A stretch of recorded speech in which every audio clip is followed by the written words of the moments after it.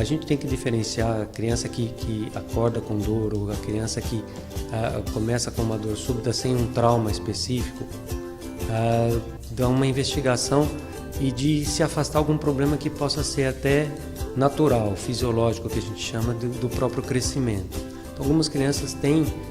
alguns estirões de crescimento durante a infância, em determinadas épocas, e que apresentam dores que são passageiras. Essas dores geralmente não precisam nem de medicamentos e a criança apresenta dor um dia, 2 dias depois ela está bem. Geralmente essa criança é levada ao pronto-socorro e ao hospital da criança, HCM, e avaliada primeiramente pela equipe de emergência pediátrica, que vai determinar se isso necessita de algum caso de investigação ou não. Devemos diferenciar essas dores de crescimento, essas dores naturais, entre aspas, que a gente fala, com problemas mais graves, como a parte reumática ou a parte de tumores, de infecções e de até entidades um pouco mais simples, como de inflamações, que seria o caso da sinovite, que é muito comum na infância, né? A sinovite se trata de uma dor inflamatória que começa geralmente depois de um quadro viral, mas nem sempre detectado,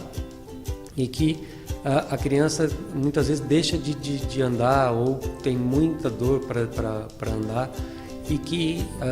isso apavora muitos pais, que a criança estava bem brincando e às vezes foi até numa festa no dia anterior e acorda sem conseguir pôr o pé no chão. Então isso tem que ser avaliado no pronto-socorro, ver se realmente não é nenhum desses outros problemas que a gente falou, como uma infecção, como o início de um tumor, como até algum tipo de trauma que não foi detectado, e devidamente medicado depois dessa avaliação ou até encaminhado para o ortopedista, para a parte de ortopedia pediátrica que a gente é responsável. Então, muitas vezes essa criança não precisa de uma maior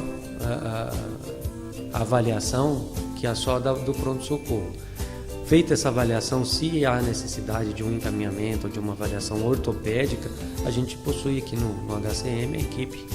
da ortopedia que vai cuidar dessa investigação, inclusive afastar algum tipo de trauma que não foi detectado.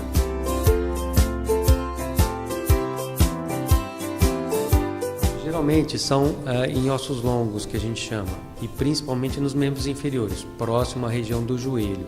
entre o quadril, joelho e tornozelo. Geralmente nem sempre acometem dos dois lados ao mesmo tempo, e às vezes tem um lado, às vezes tem o outro. Às vezes tem irmãos que têm isso, tem irmãos que não têm, depende muito da frequência do crescimento de cada criança. Então, às vezes tem irmãozinho que nunca teve isso, então os pais se apavoram porque aquela criança começa a chorar, acorda chorando de dor e acomete mais essa região de membros inferiores, aí, próximo ao joelho.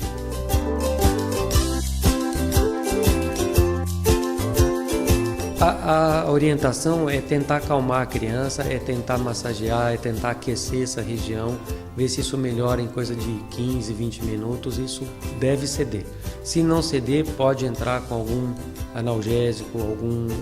anti-inflamatório próprio para a idade, em gotas, né? E se persistir realmente 1, 2 dias, aí deve procurar um serviço de emergência, porque aí já sai desse quadro típico de crescimento, de desenvolvimento natural.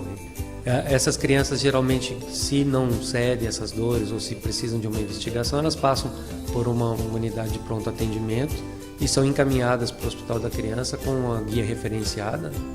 e daí então passaria pelo pediatra, que possui toda a estrutura aqui no HCM para investigação, tanto da parte de imagem, de radiografias, de ultrassom, como exames de sangue, laboratoriais, para afastar algum outro tipo de problema e realmente confirmar se é só uma dor de crescimento que persistiu um pouco mais, se é uma sinovite, que é uma inflamação de alguma articulação, ou se é o início aí de um quadro reumático, ou se é o início de um quadro infeccioso, ou de até um quadro tumoral, e aí sim dá